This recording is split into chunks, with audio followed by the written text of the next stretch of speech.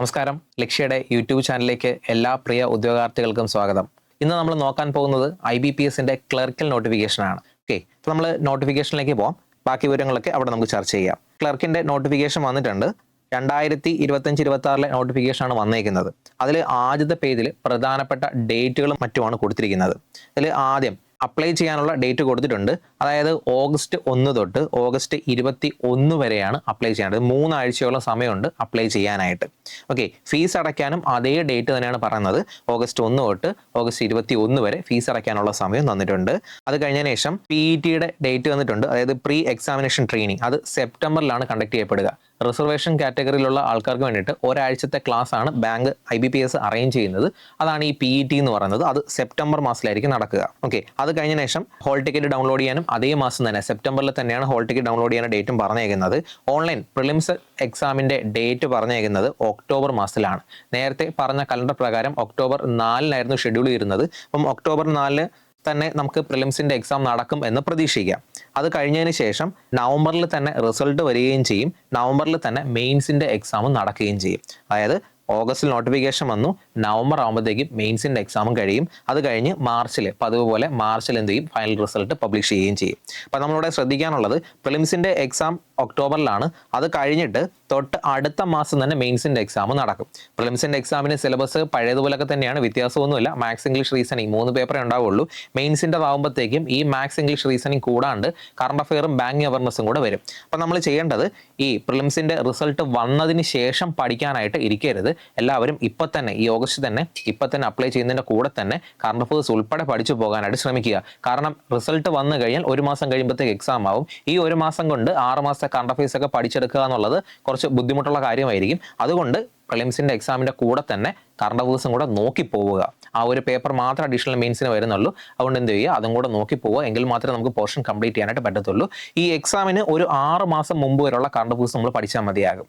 മെയിനായിട്ട് അങ്ങനെ വരുന്നത്. അതിൽ കൂടുതൽ വരാറുണ്ട്. പക്ഷെ അതിൽ കൂടുതൽ നമുക്ക് പഠിക്കുക എന്നുള്ളത് പ്രാക്ടിക്കലി കുറച്ച് ബുദ്ധിമുട്ടുള്ള കാര്യമായതുകൊണ്ടാണ് ഒരു 6 മാസം വരെ ഉള്ളതെങ്കിലും നമ്മൾ കൃത്യമായിട്ട് പഠിച്ചിട്ട് പോകണം എന്ന് പറയുന്നത്. ഓക്കെ, ഇനി നമുക്ക് മറ്റു കാര്യങ്ങളിലേക്ക് പോകാം. അടുത്തൊരു പേജിൽ ഇതിൽ ഏതൊക്കെ ബാങ്കുകൾ പാർട്ടിസിപ്പേറ്റ് ചെയ്യുന്നുണ്ട് എന്ന് പറയുന്നുണ്ട്. അതായത് 11 ബാങ്കുകളാണുള്ളത്. അത് ബാങ്ക് ഓഫ് ബറോഡ ഉണ്ട്, കാനറ ബാങ്ക് ഉണ്ട്, ഇന്ത്യൻ ഓവർസീസ് ബാങ്ക് ഉണ്ട്, യൂക്കോ ബാങ്ക് ഉണ്ട്, bank of India, central bank of India, Punjab national bank, union bank of India, bank of Maharashtra, Indian bank, Punjab and Sindh bank. ഇങ്ങനെ 11 ബാങ്കുകളാണ് എന്ത് ചെയ്യുന്നത്, ഇത്തവണ പാർട്ടിസിപ്പേറ്റ് ചെയ്യുന്നത്. കഴിഞ്ഞ തവണയും ഈ 11 പേര് തന്നെയായിരുന്നു ഉണ്ടായിരുന്നത്. ഇതിനകത്ത് യൂക്കോ ബാങ്കും ഇന്ത്യൻ ബാങ്കും ഒഴിച്ചിട്ടുള്ള ബാക്കി ബാങ്കുകളൊക്കെ വേക്കൻസി റിപ്പോർട്ട് ചെയ്തിട്ടുണ്ട്. ഇതിനകത്ത് യൂക്കോ ബാങ്കും ഇന്ത്യൻ ബാങ്കിന്റെ വേക്കൻസി ഇതുവരെ റിപ്പോർട്ട് ചെയ്തിട്ടില്ല. നല്ലൊരു വേക്കൻസി തന്നെ അതിൽ ഉണ്ടാകുമെന്നാണ് നമ്മൾ പ്രതീക്ഷിക്കുന്നത്. ഇനി തൊട്ട് താഴെ തന്നെ എൻ്റെ പേ സ്കെയിൽ പറയുന്നുണ്ട്. പേ സ്കെയിൽ വളരെ വിശദമായി കൊടുത്തിട്ടുണ്ട്. ഇത് സിറ്റിയൊക്കെ അനുസരിച്ചും ബാങ്ക് അനുസരിച്ചും ഒക്കെ വേരിയേഷൻ ഉണ്ടാവാം. എങ്ങനെ പോയാലും ഒരു 50,000 രൂപയോളം സാലറി തന്നെ തുടക്കത്തിൽ നിങ്ങൾക്ക് കിട്ടും. ഓക്കെ, 50,000 സാലറി നമുക്ക് തുടക്കത്തിൽ ഉണ്ടാവും. അതുകൊണ്ട് സാലറിയെ പറ്റി ഇതിൽ ബാക്കി ഡീറ്റെയിൽസ് നോക്കേണ്ട കാര്യമില്ല. ഏതാണ്ട് ഇതൊക്കെ തന്നെ വരും നമുക്ക് സാലറി ആയിട്ട്. പിന്നെ ഇതിന്റെ എലിജിബിലിറ്റി പറയുമ്പോൾ അടുത്ത പേജിൽ പറയുന്നത്. എലിജിബിലിറ്റി നോക്കുമ്പോഴത്തേക്കും അതിൽ നാഷണാലിറ്റി ഇന്ത്യൻ സിറ്റിസൺ ആയിരിക്കണം എന്ന് പറയുന്നുണ്ട്. പിന്നെ അടുത്ത പേജിൽ ഏജിന്റെ കാര്യം പറയുന്നുണ്ട്. ഏജ്, ക്ലർക്കിന്റെ ഏജ് ലിമിറ്റ് എന്ന് പറയുന്നത് 20 വയസ്സ് തൊട്ട് 28 വയസ്സ് വരെയാണ് ക്ലർക്കിന്റെ ഏജ് ലിമിറ്റ് പറയുന്നത്. ഈ ഏജ് കാൽക്കുലേറ്റ് ചെയ്യുന്നത് 2 ഓഗസ്റ്റ് 1997-നും 1 ഓഗസ്റ്റ് 2005-നും ഇടയിൽ ജനിച്ച ആൾക്കാരാണ്. ഈ 2 ഡേറ്റ് ഉൾപ്പെടെ ഇതിനിടയിൽ ജനിച്ച ആൾക്കാർക്കാണ് അപ്ലൈ ചെയ്യാനായിട്ട് സാധിക്കുക. അപ്പോൾ തന്നെ പതിവ് പോലെ ഏജ് റിലാക്സേഷൻ റിസർവേഷൻ കാറ്റഗറിക്കുണ്ട്. SC ST ആണെന്നുണ്ടെങ്കിൽ 5 കൊല്ലം, OBC ആണെന്നുണ്ടെങ്കിൽ 3 കൊല്ലം, പിന്നെ ഡിസബിലിറ്റി ഉള്ള ആൾക്കാർക്ക് 10 കൊല്ലവും, എക്സ് സർവീസ്മെന് അത് 3 കൊല്ലം. അതിനനുസരിച്ചിട്ട് ഡീറ്റെയിൽസ് ഒക്കെ ഇവിടെ കൊടുത്തിട്ടുണ്ട്. അതൊക്കെ നിങ്ങൾക്ക് വായിച്ച് നോക്കാനായിട്ട് പറ്റും. ഇതെല്ലാം ഒരേപോലെ തന്നെയാണ്. അതായത് SSC ആണെങ്കിലും ബാങ്ക് ആണെങ്കിലും റെയിൽവേ ആണെങ്കിലും PSC ആണെങ്കിലും ഗവൺമെന്റ് നടത്തുന്ന ഏത് എക്സാം, കോമ്പറ്റീവ് എക്സാം ആണെങ്കിലും ശരി, ഇതൊക്കെ തന്നെയാണ്. ഈ 3-5 കൊല്ലം ഒക്കെ തന്നെയാണ് റിലാക്സേഷൻ വരുന്നത്. ഇതൊക്കെ നമ്മൾ ഇതിനു മുമ്പേ ചർച്ച ചെയ്തിട്ടുള്ള കാര്യങ്ങളാണ്. നമുക്കിനി അടുത്ത വിവരങ്ങളിലേക്ക് പോകാം. അടുത്ത പേജുകളിലായിട്ട് ബാക്കി വിവരങ്ങൾ കൊടുത്തിട്ടുണ്ട്. അടുത്തൊരു പേജിൽ എഡ്യൂക്കേഷണൽ ക്വാളിഫിക്കേഷനെ പറ്റി പറയുന്നുണ്ട്. എഡ്യൂക്കേഷൻ ക്വാളിഫിക്കേഷൻ എനി ഡിഗ്രിയാണ് പറയുന്നത്. ഏത് ഡിഗ്രി ആണെങ്കിലും കുഴപ്പമില്ല. നിങ്ങൾ BSc ആണെങ്കിലും BCom ആണെങ്കിലും BA ആണെങ്കിലും BTech ആണെങ്കിലും ഏത് ഡിഗ്രി ആണെങ്കിലും പ്രശ്നമുള്ള കാര്യമല്ല. നിങ്ങൾക്കൊരു ഗ്രാജുവേഷൻ ഉണ്ടായിരിക്കണം എന്നുള്ളത് മാത്രമാണ് പറയുന്നത്. അതുപോലെ തന്നെ ഇതിന്റെ പെർസെൻറ്റേജിനെ പറ്റിയൊന്നും ഒരു നിർബന്ധം പറയുന്നില്ല. നിങ്ങൾ പാസ്സായിട്ടുണ്ടാവണമെന്നേ ഉള്ളൂ. അതുപോലെ തന്നെ നിങ്ങൾക്ക് ഒരു ഡേറ്റ് പറയുന്നുണ്ട്. അതായത് 21/8/2025. ഈ ഡേറ്റിന് മുമ്പുള്ള ഡേറ്റുള്ള സർട്ടിഫിക്കറ്റ് ആയിരിക്കും നമുക്ക് വേണ്ടത്. അതായത് നിങ്ങൾക്ക് ഫൈനൽ റിസൾട്ട് വെയിറ്റ് ചെയ്തിരിക്കുന്ന ആളാണെന്നുണ്ടെങ്കിൽ ഈ ഡേറ്റിന് മുമ്പ് 21/8/2025 മുമ്പേ എന്ത് ചെയ്യണം, നിങ്ങളുടെ റിസൾട്ട് വന്നിട്ടുണ്ടാവണം, പബ്ലിഷ് ചെയ്തിട്ടുണ്ടാവണം. ആ ഡേറ്റിട്ടുള്ള ഒരു പോർഷൻ സർട്ടിഫിക്കറ്റോ അല്ലെങ്കിൽ ഒറിജിനൽ സർട്ടിഫിക്കറ്റോ എന്തോ ആയിക്കോട്ടെ, ഈ ഡേറ്റിന് മുമ്പുള്ള ഡേറ്റിലുള്ള സർട്ടിഫിക്കറ്റ് ആണ് വേണ്ടത്. അവസാന വർഷത്തെ റിസൾട്ട് പഠിക്കുന്ന ആൾക്കാരൊന്നും അപ്ലൈ ചെയ്യേണ്ടതില്ല, കാരണം അവർക്കൊന്നും അപ്ലൈ ചെയ്യാൻ പറ്റത്തില്ല.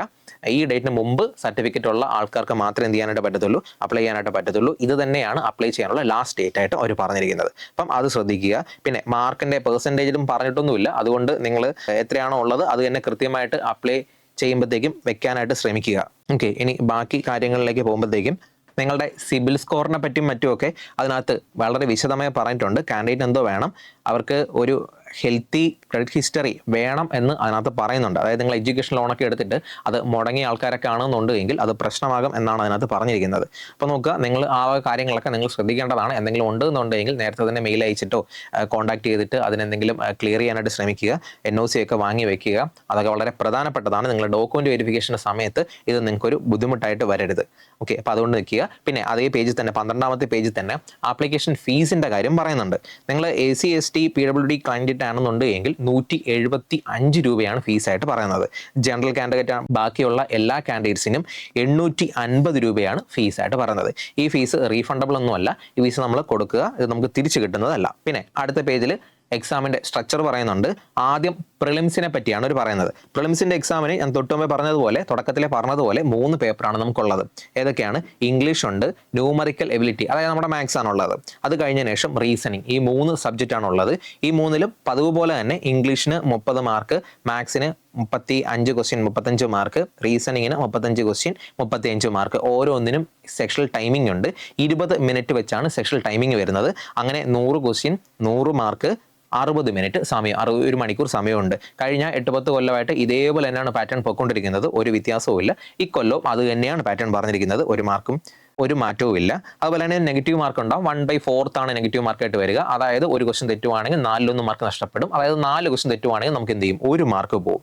അത് പതിവ് പോലെയൊക്കെ തന്നെയാണ്, മാറ്റമൊന്നുമില്ല. നമ്മുടെ സെക്ഷൽ കട്ട് ഓഫ് ഉണ്ടാവും, ഓവറോൾ കട്ട് ഓഫ് ഉണ്ടാവും. അതായത് നമ്മൾ ഈ 3 എണ്ണത്തിന് ഒരു സെക്ഷൽ കട്ട് ഓഫ് അവർ പറയും. ഫോർ എക്സാമ്പിൾ ഇംഗ്ലീഷിന് 30 മാർക്കിനുള്ള പരീക്ഷ നടക്കുന്നത്. ചിലപ്പോൾ ഒരു സെക്ഷൽ കട്ട് ഓഫ് പറയുക 15 20 മറ്റോ ആയിരിക്കും. ആ 15-20 മാർക്കിന് മുകളിൽ നമ്മൾ വാങ്ങിക്കണം. അതുപോലെ തന്നെ മാത്സിനും റീസണിങ്ങിനും ഓരോ സെക്ഷൽ കട്ട് ഓഫ് പറയും. അതുപോലെ തന്നെ ഓവറോൾ 100 മാർക്കിലും ഒരു സെക്ഷൽ കട്ട് ഓഫ് അവർ പറയും. ഓക്കെ, ഇതിന്റെ സം അല്ല ഓവറോൾ കട്ട് ഓഫ് ആയിട്ട് വരുന്നത്, ശ്രദ്ധിക്കുക.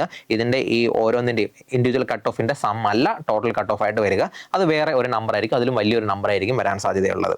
ഓക്കെ, അപ്പം അതൊന്ന് ശ്രദ്ധിക്കുക. അത് കഴിഞ്ഞ ശേഷം മെയിൻസിന്റെ സിലബസ് അവർ പറയുന്നുണ്ട്. മെയിൻസിന്റെ എക്സാം കഴിഞ്ഞ തവണത്തെ പോലെയല്ല, കാര്യമായ മാറ്റം ഇതിനകത്തുണ്ട്. അതായത് ആദ്യം കിടക്കുന്ന പേപ്പർ ജനറൽ അവയർനെസ് അല്ലെങ്കിൽ ഫിനാൻഷ്യൽ അവയർനെസ് ആണ്. അതിനകത്താണ് കറണ്ട് അഫെയറും ബാങ്കിങ് അവയർനെസ്സും മറ്റ് കാര്യങ്ങളൊക്കെ വരിക. അതിൽ 40 ക്വസ്റ്റ്യൻ പറയുന്നുണ്ട്, 50 മാർക്കും പറയുന്നുണ്ട്. സെക്ഷൽ ടൈമിംഗ് ഉണ്ട്, 20 മിനിറ്റ് ആണ് എൻ്റെ സമയം പറഞ്ഞിരിക്കുന്നത്. ഇംഗ്ലീഷിന് 40 ക്വസ്റ്റ്യൻ ഉണ്ടാവും, 40 മാർക്ക് ഉണ്ടാവും. അതിൻ്റെ സെക്ഷൽ ടൈമിംഗ് ആയിട്ട് 35 മിനിറ്റും പറയുന്നുണ്ട്. റീസണിങ്ങിന് 40 ക്വസ്റ്റ്യൻ 60 മാർക്ക് 35 മിനിറ്റ് സമയമാണ് പറയുന്നത്. കഴിഞ്ഞ തവണ 50 ക്വസ്റ്റ്യൻ 60 മാർക്ക് ആയിരുന്നു. ഇത്തവണ അത് കുറച്ചിട്ട് 40 ക്വസ്റ്റ്യനിലേക്ക് മാറ്റിയിട്ടുണ്ട്. മാർക്കിനൊന്നും വ്യത്യാസമൊന്നുമില്ല, മാർക്ക് 60 മാർക്ക് തന്നെയാണ്. ഇംഗ്ലീഷിൻ്റെയും മാറ്റമൊന്നുമില്ല. കഴിഞ്ഞ തവണ 40 ക്വസ്റ്റ്യൻ 40 മാർക്കും തന്നെയായിരുന്നു. ഇത്തവണയും മാറ്റമൊന്നുമില്ല.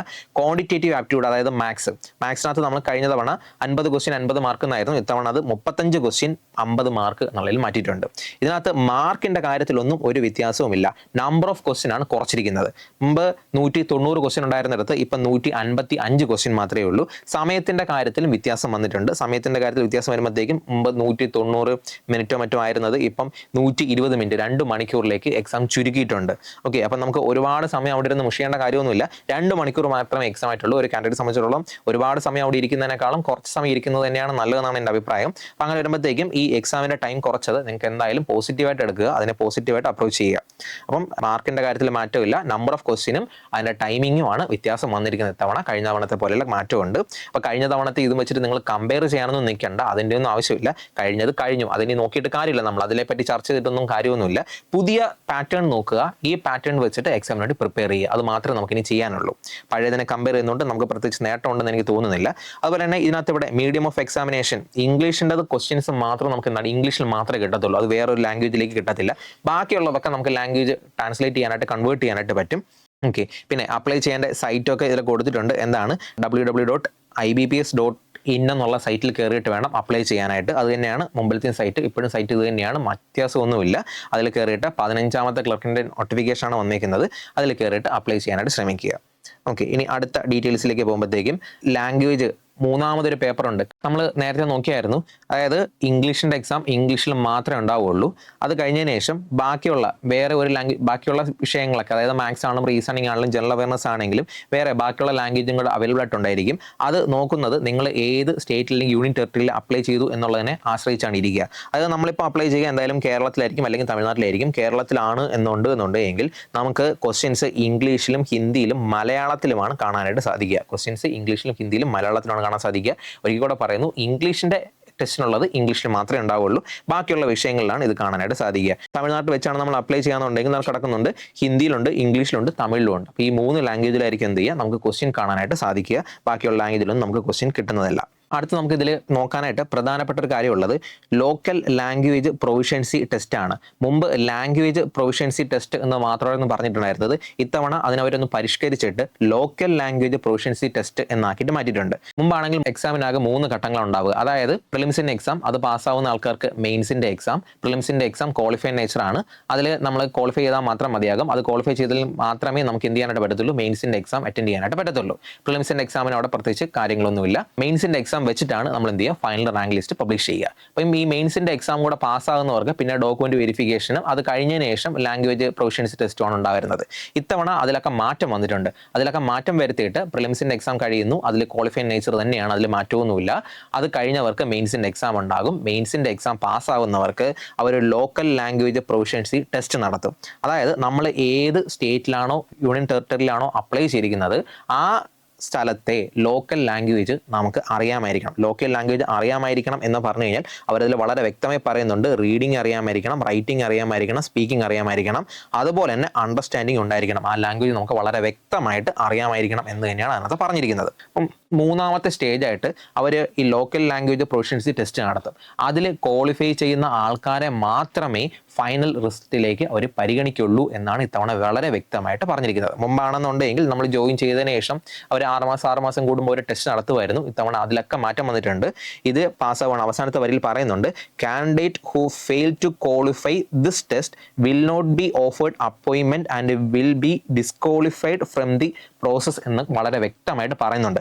അതുകൊണ്ട് ദയവായി നിങ്ങൾ അപ്ലൈ ചെയ്യുമ്പോഴത്തേക്കും സ്വന്തം സ്റ്റേറ്റിൽ അല്ലെങ്കിൽ യൂണിയൻ ടെറിട്ടറിയിൽ മാത്രം അപ്ലൈ ചെയ്യാനായിട്ട് ശ്രമിക്കുക. നിങ്ങൾ കേരളത്തിൽ നിന്നാണെന്നുണ്ടെങ്കിൽ കേരളത്തിൽ തന്നെ അപ്ലൈ ചെയ്യാനായിട്ട് ശ്രമിക്കുക. കാരണം ഈ പറഞ്ഞ ടെസ്റ്റ് അത് വളരെ കൃത്യമായിട്ട് അവർ നടത്തും എന്ന് തന്നെയാണ് ഇന്നത്തെ പറഞ്ഞിരിക്കുന്നത്. അതുപോലെ തന്നെ നമ്മളിപ്പം സ്വന്തം സ്റ്റേറ്റിൽ തന്നെ അപ്ലൈ ചെയ്യുവാണെന്നുണ്ടെങ്കിൽ അതിലൊരു അഡ്വാൻറ്റേജ് എന്നു പറഞ്ഞു കഴിഞ്ഞാൽ നോക്കി ഇതിൽ പറയുന്നുണ്ട്, candidate who produce 10th standard or above mark sheet or certificate evidencing having studied the specific opted local language will not be required to undergo the language test എന്ന് അവരെടുത്ത് പറയുന്നുണ്ട്. അതായത് ഇപ്പം നമ്മൾ കേരളത്തിൽ തന്നെയാണ് പഠിച്ചത്. നമ്മുടെ 10ാം ക്ലാസ്സിലെ സർട്ടിഫിക്കറ്റിൽ മലയാളം ഒരു വിഷയമായിട്ട് നമ്മൾ പഠിക്കുകയും പരീക്ഷ എഴുതി മാർക്ക് വാങ്ങുകയും ചെയ്തിട്ടുണ്ട് എന്നുണ്ടെങ്കിൽ നമുക്ക് ഈ ലാംഗ്വേജ് പ്രൊഫഷൻസി ടെസ്റ്റ് നമ്മൾ അറ്റൻഡ് ചെയ്യേണ്ട കാര്യം വരുന്നില്ല. നമ്മൾ ഇത് പാസ്സായിട്ട് മാറും. അതേസമയം നമ്മൾ ഇപ്പോൾ തമിഴ്നാട് വെച്ച് അപ്ലൈ ചെയ്യുവാണെന്നുണ്ടെങ്കിൽ നമ്മൾ മലയാളിയുമാണ്, നമ്മുടെ സർട്ടിഫിക്കറ്റ് മലയാളത്തിന്റെ മാർക്ക് മാത്രമേ ഉള്ളൂ, തമിഴിന്റെ മാർക്ക് ഇല്ല എന്നുണ്ടെങ്കിൽ നമ്മൾ എന്ത് ചെയ്യേണ്ടതായിട്ട് വരും, ലോക്കൽ ലാംഗ്വേജ് പ്രൊഫഷൻസി ടെസ്റ്റ് നമ്മൾ അറ്റൻഡ് ചെയ്ത് അത് പാസ്സാവേണ്ടത് ഒരു വലിയ ഫാക്ടർ ഘടകമായിട്ട് വരും. അപ്പം അതുകൊണ്ട് മലയാളിയാണെന്നുണ്ടെങ്കിൽ കേരളത്തിൽ തന്നെ അപ്ലൈ ചെയ്യാനായിട്ട് ശ്രമിക്കുക. അല്ല നിങ്ങൾക്ക് തമിഴ് നന്നായിട്ട് അറിയാം, കുഴപ്പമില്ല എങ്കിൽ മാത്രം തമിഴ്നാട്ടിലേക്കോ മറ്റ് സ്റ്റേറ്റ്സിലേക്കോ വെച്ച് അപ്ലൈ ചെയ്യാനായിട്ട് നോക്കുക. ഓക്കെ, എക്സാമിനേഷൻ സെന്ററിനെ പറ്റിയും മറ്റു കാര്യങ്ങളൊക്കെയാണ് അടുത്ത് ബാക്കി ഇതിനകത്ത് പറയുന്നത്. നമുക്ക് നോക്കാനുള്ളത് വേക്കൻസിയെ പറ്റിയാണ്. നമ്മൾ നോക്കുമ്പോഴത്തേക്കും കേരളത്തിൽ നോക്കുകയാണെന്നുണ്ടെങ്കിൽ ടോട്ടൽ 330 വേക്കൻസി അനൗൺസ് ചെയ്തിട്ടുണ്ട്. കേരളത്തിൽ നോക്കുകയാണെങ്കിൽ 330 വേക്കൻസി അനൗൺസ് ചെയ്തിട്ടുണ്ട്. ഇത് തന്നെ നേരത്തെ ഞാൻ തുടക്കത്തിൽ പറഞ്ഞതുപോലെ ഇന്ത്യൻ ബാങ്ക് അവരുടെ വേക്കൻസി റിപ്പോർട്ട് ചെയ്തിട്ടില്ല, നോട്ട് റിപ്പോർട്ടഡ് ആണ്. അതുപോലെ തന്നെ യൂക്കോ ബാങ്ക് അവരും എന്ത് ചെയ്തിട്ടില്ല, അവരുടെ വേക്കൻസി എന്ത് ചെയ്തിട്ടില്ല, റിപ്പോർട്ട് ചെയ്തിട്ടില്ല. ഈ 2 ആൾക്കാർ ഒഴിച്ചിട്ട് ബാക്കിയുള്ള എല്ലാ ആൾക്കാരും വേക്കൻസി റിപ്പോർട്ട് ചെയ്തിട്ടുണ്ട്. അതിൽ ടോട്ടൽ 330 വേക്കൻസി ഉണ്ട്. അതിൽ ജനറൽ കണക്ക് 181 വേക്കൻസിയും എന്തുണ്ട് റിപ്പോർട്ട് ചെയ്തിട്ടുണ്ട്.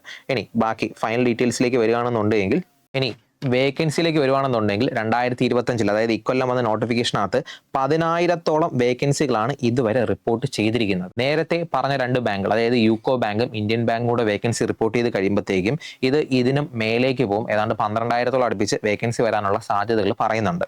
ഓക്കെ, ഇതൊരു വലിയ വേക്കൻസി തന്നെയാണെന്നുള്ള കാര്യം ഇതിന് മുമ്പത്തെ വർഷങ്ങളിലെ വേക്കൻസി നോക്കുകയാണെന്നുണ്ടെങ്കിൽ നിങ്ങൾക്ക് മനസ്സിലാവും. ഓക്കെ, 2020-ലൊക്കെ 2,000 വേക്കൻസി 2,500 വേക്കൻസി ഉണ്ടായിരുന്നുള്ളൂ. 21-ലാണ് അതിന് മുമ്പ് 8,000 വേക്കൻസി വിളിച്ചത്. തൊട്ട് മുമ്പിലത്തെ കൊല്ലം 2024 6,000 ചില്ലറ വേക്കൻസിയാണ് ഉണ്ടായിരുന്നത്. ഇക്കൊല്ലം വന്നപ്പോഴത്തേക്കും ഏതാണ്ട് അതിന്റെ ഇരട്ടിയോളം വേക്കൻസി റിപ്പോർട്ട് ചെയ്തിട്ടുണ്ട്. അപ്പോൾ ഇതൊരു സുവർണാവസരമാണ്. കാരണം ഇക്കൊല്ലം ഒരുപാട് നോട്ടിഫിക്കേഷൻസ് കാര്യങ്ങളൊക്കെ വന്നിട്ടുണ്ട്. അതിൽ ബാങ്കിന് തന്നെ നല്ല വേക്കൻസി ഉണ്ട്. അതുകൊണ്ട് എന്ത് ചെയ്യുക, എല്ലാവരും അപ്ലൈ ചെയ്യുക. എല്ലാവരും അപ്ലൈ ചെയ്തിട്ട് പഠിക്കാനായിട്ട് തുടങ്ങുക. ഓക്കെ, അപ്പം ഇതിൽ നമ്മൾ പ്രിലിംസിൻ്റെ എക്സാം ക്ലിയർ ചെയ്ത് കഴിഞ്ഞാൽ മെയിൻസിൻ്റെ എക്സാം ഉണ്ടാവും. അതിന് 1 മാസം മാത്രമേ സമയം നമുക്കായിട്ടുള്ളൂ. അതുകൊണ്ട് പ്രിലിംസിൻ്റെ എക്സാം ക്വാളിഫൈ ചെയ്തിട്ട് മെയിൻസിന് പഠിക്കാനായിട്ട് ഇരിക്കരുത്. ഇപ്പം തന്നെ എന്ത് ചെയ്യുക, മെയിൻസ് കണക്കാക്കി തന്നെ പഠിച്ചു പോവുക. മെയിൻസ് കണക്കാക്കി പഠിച്ചു പോവുക എന്ന് പറഞ്ഞാൽ ഉദ്ദേശിക്കുന്നത് കറണ്ട് അഫയേഴ്സും ബാങ്കിങ് അവയർനെസ്സും കൂടെ ഇതിനോടൊപ്പം നമ്മൾ നോക്കി പോകണം എന്ന് തന്നെയാണ് ഉദ്ദേശിക്കുന്നത്. വളരെ കുറച്ച് സമയം മാത്രമേ ഉള്ളൂ. അതുകൊണ്ട് നമ്മൾ സെലക്ട് ചെയ്ത് വേണം പഠിക്കാനായിട്ട്. നമ്മൾ QAയിലേക്ക്, അതായത് ന്യൂമറിക്കൽ എബിലിറ്റിയിലേക്ക് വരുമ്പോഴത്തേക്കും, നമ്മൾ മാത്സിലേക്ക് വരുമ്പോഴത്തേക്കും നമുക്ക് വളരെ പ്രധാനമായിട്ട് അവിടെ വരാൻ പോകുന്നത് ഡേറ്റ ഇന്റർപ്രിട്ടേഷൻ ആയിരിക്കും. അതായത് ഗ്രാഫ് വന്നിട്ട് അതിനെ ബേസ് ചെയ്തിട്ടുള്ള ക്വസ്റ്റ്യൻ ഉണ്ടാവും. പക്ഷേ ഈ ഡേറ്റ ഇന്റർപ്രിട്ടേഷനിലെ ക്വസ്റ്റ്യൻസ് നമുക്ക് സോൾവ് ചെയ്യണം എന്നുണ്ടെങ്കിൽ നമ്മൾ പെർസെൻറ്റേജ്, റേഷ്യോ ആൻഡ് പ്രപ്പോർഷൻ, അതുപോലെ തന്നെ ആവറേജ്, ഈ 3 ടോപ്പിക്ക് നമുക്ക് വളരെ വ്യക്തമാണെങ്കിൽ മാത്രമേ നമുക്ക് എന്ത് ചെയ്യാനായിട്ട് പറ്റത്തുള്ളൂ, ഈ DA എന്ന് പറയുന്ന ടോപ്പിക്കിൽ നിന്ന് ക്വസ്റ്റ്യൻസ് നമുക്ക് സോൾവ് ചെയ്യാനായിട്ട് പറ്റത്തുള്ളൂ. പിന്നെ ഇത് മാത്രമല്ല, പിന്നെ പ്രോഫിറ്റ് ആൻഡ് ലോസ് എന്നും ഒക്കെ ബോട്ടം സ്ട്രീമിൽ നിന്നൊക്കെയുള്ള DA കാണാറുണ്ട്. അതുകൊണ്ട് പക്ഷേ പ്രധാനമായിട്ടും ഈ 3 എണ്ണം സെറ്റ് ആണെന്നുണ്ടെങ്കിൽ നമുക്ക് എന്ത് ചെയ്യാനായിട്ട് പറ്റും, DAയിലെ ക്വസ്റ്റ്യൻസ് അറ്റൻഡ് ചെയ്യാനായിട്ട് പറ്റും. മാത്സിൽ ന്യൂമറിക്കൽ എബിലിറ്റിക്കകത്ത് DAയിലുള്ള ക്വസ്റ്റ്യൻസ് ആയിരിക്കും കൂടുതൽ വരിക. പിന്നെ നമ്മൾ നോക്കാനുള്ളത് സിംപ്ലിഫിക്കേഷൻ, ഒരു വളരെ പ്രധാനപ്പെട്ട കാര്യമാണ്. സിംപ്ലിഫിക്കേഷൻ എന്നും ഒരുപാട് നമ്പർ ഓഫ് ക്വസ്റ്റ്യൻസ് നമുക്ക് ഇതിന്ന് പ്രതീക്ഷിക്കാനായിട്ട് പറ്റും. അതുപോലെ തന്നെ നമ്പർ സീരീസും ഇൻഇക്വാളിറ്റിയും. ഓക്കെ, ഈ സബ്ജക്ട്സ് ഒക്കെയാണ് മാത്സിന് വേണ്ടിയിട്ട് പ്രധാനമായിട്ട് വരുന്നത്. ബാക്കിയുള്ളത് പ്രധാനം അല്ല എന്നല്ല പറയുന്നത്, എങ്കിലും കൂടുതൽ നമ്പർ ഓഫ് ക്വസ്റ്റ്യൻസ് ഈ കുറേ ടോപ്പിക്കിൽ നിന്ന് ചോദിക്കാൻ സാധ്യത ഉള്ളത് കൊണ്ട് ഈ ടോപ്പിക്സ് നമുക്ക് എന്ത് ചെയ്യണം, മസ്റ്റ് ആയിട്ട് പഠിച്ചിരിക്കണം. ഇത് നമ്മൾ ക്ലിയർ ആയിരിക്കണം. അപ്പം ഇത് ന്യൂമറിക്കൽ എബിലിറ്റി മാത്സിന്റെ മാത്രം കാര്യമാണ്. ഇനി നമ്മൾ ഇതേ സാധനം റീസണിങ്ങിലേക്ക് വരുമ്പോഴത്തേക്കും, റീസണിങ്ങിൽ പ്രധാനപ്പെട്ടെന്ന് പറഞ്ഞാൽ പസിലുണ്ട്. പസിലും പിന്നെ ഉള്ളത് സിറ്റിംഗ് അറേഞ്ച്മെന്റാണുള്ളത്. ഈ 2 ടോപ്പിക്കാണ് അവിടെ പ്രധാനമായിട്ടുള്ളത്. പിന്നെ സിലോയിസം, ഇൻഇക്വാളിറ്റിയും സമയം ഉണ്ടെന്നുണ്ടെങ്കിൽ എന്ത് ചെയ്യുക, അതും കൂടെ നോക്കിയിട്ട് പോവുക. ഈ 2 ടോപ്പിക്സിൽ നിന്നായിരിക്കും കൂടുതൽ നമ്പർ ഓഫ് ക്വസ്റ്റ്യൻസ് നമുക്ക് വരാനായിട്ട് പോകുന്നത്. ഇനി ഇംഗ്ലീഷിലേക്ക് വരുമ്പോഴത്തേക്കും നമ്മൾ റീഡിംഗ് കോംപ്രിഹെൻഷൻ ആയിരിക്കും കൂടുതൽ നമ്പർ ഓഫ് ക്വസ്റ്റ്യൻ ഉണ്ടാവുക. 2 3 റീഡിംഗ് കോമ്പിനേഷൻ ഒക്കെ ഉണ്ടാവും. അതിൽ നിന്ന് ചിലപ്പം 5 10 15 ക്വസ്റ്റ്യൻസ് ഒക്കെ വെച്ചിട്ട് ചോദിക്കാറുണ്ട്. അപ്പോൾ മെജോറിറ്റി ക്വസ്റ്റ്യൻസും റീഡിംഗ് കോംപ്രിഹെൻഷനായിരിക്കും. റീഡിംഗ് കോംപ്രിഹെൻഷനും വളരെ വ്യക്തമായിട്ട് പോവുക. പിന്നെ നേരത്തെ പറഞ്ഞതുപോലെ കറണ്ട് അഫയേഴ്സ്, ഒരു 6 മാസത്തെ കറണ്ട് അഫയേഴ്സ് എങ്കിലും നമ്മൾ എന്ത് ചെയ്യണം, സെറ്റാക്കി വെക്കണം. 6 മാസത്തെ കറണ്ട് അഫയേഴ്സ് ഇതിന് പുറമെ ചോദിക്കില്ല എന്നല്ല ഞാൻ പറഞ്ഞത്. ഇതിനും പുറകിലേക്ക് ക്വസ്റ്റ്യൻസ് വരാറുണ്ട്. പക്ഷേ അത്രയും പഠിച്ചെടുക്കുക എന്നുള്ളത് ഈ കുറഞ്ഞ സമയം കൊണ്ട് പഠിച്ചെടുക്കുക എന്നുള്ളത് നടക്കുന്ന കാര്യമല്ല. അതുപോലെ തന്നെ ഓർത്തിരിക്കാനും ബുദ്ധിമുട്ടുള്ള കാര്യമായിട്ട് വരും. അതുകൊണ്ട് പക്ഷേ കുറഞ്ഞ എന്ത് ചെയ്യണം, ഈ 6 മാസത്തെ കറണ്ട് അഫയേഴ്സ് എങ്കിലും നമ്മൾ എന്ത് ചെയ്യണം, പഠിച്ചിരിക്കണം. അതുപോലെ തന്നെ ബാങ്കിങ് അവയർനെസ് നമ്മൾ നോക്കണം. ബാങ്കിങ് അവയർനെസ് എന്ന് പറയുമ്പോഴത്തേക്കും ഈ ബാങ്കുമായിട്ട് ബന്ധപ്പെട്ട കുറേ ടൈംസ് ഒക്കെ ഉണ്ട്. Repo, reverse repo, bank rate, MSF, അങ്ങനെയൊക്കെ പറഞ്ഞ കുറച്ച് കാര്യങ്ങളുണ്ട്. ആ റേറ്റും കാര്യങ്ങളൊക്കെ നോക്കി വെക്കുക. അതുപോലെ തന്നെ ബാങ്ക് റിലേറ്റഡ് ആയിട്ടുള്ള ന്യൂസ്, RBI ആയിട്ടും ബാക്കി നാഷണലൈസ്ഡ് ബാങ്കുമായിട്ടും പ്രൈവറ്റ് ബാങ്കുമായിട്ടും ഒക്കെ റിലേറ്റ് ചെയ്തിട്ടുള്ള കുറേ ന്യൂസുകളും കാര്യങ്ങളൊക്കെ ഉണ്ട്. അതും കൂടെ ഒക്കെ ആയിരിക്കും എന്ത് ചെയ്യുക, ബാങ്കിങ് അവയർനെസ്സിൽ നിന്ന് നമുക്ക് ചോദിക്കാനുള്ള സാധ്യതയുള്ളത്. അപ്പം അതും എന്ത് ചെയ്യുക, പഠിച്ചു വെക്കുക. എല്ലാവരും ഇപ്പം തന്നെ പഠിച്ചു തുടങ്ങുക. ഓക്കെ, സമയം കളയരുത്. അവസാന ദിവസത്തേക്ക് കൊണ്ട് അപ്ലൈ ചെയ്യാൻ മാറ്റി വെക്കുകയും ചെയ്യരുത്. ഉടനെ തന്നെ അപ്ലൈ ചെയ്യുക. അതുപോലെ തന്നെ പഠിച്ചു തുടങ്ങുക. മോക്ക് ടെസ്റ്റുകൾ അറ്റൻഡ് ചെയ്തുകൊണ്ടേയിരിക്കുക. ഒരു ദിവസം ഒരു മോക്ക് ടെസ്റ്റ് വെച്ച് മിനിമം എടുത്തിരിക്കണം. മോക്ക് ടെസ്റ്റ് എടുത്തിട്ട് മാത്രം കാര്യമൊന്നുമില്ല. മോക്ക് ടെസ്റ്റിന്റെ സൊല്യൂഷനും കൂടെ നോക്കി അത് സെറ്റാക്കിയിട്ട് വേണം അടുത്തിലേക്ക് പോകാനായിട്ട്. അപ്പം ഡെയിലി മോക്ക് ടെസ്റ്റുകൾ എടുക്കുക. Daily current affairs work out ചെയ്യുക. അപ്പം അത്രയൊക്കെ തന്നെ മതിയാകും എന്ത് ചെയ്യാനായിട്ട്, പ്രിലിംസും എക്സാം ഒക്കെ ക്ലിയർ ചെയ്ത് ജോലിക്ക് കയറാനായിട്ട്. അപ്പം ഓൾ ദി ബെസ്റ്റ്.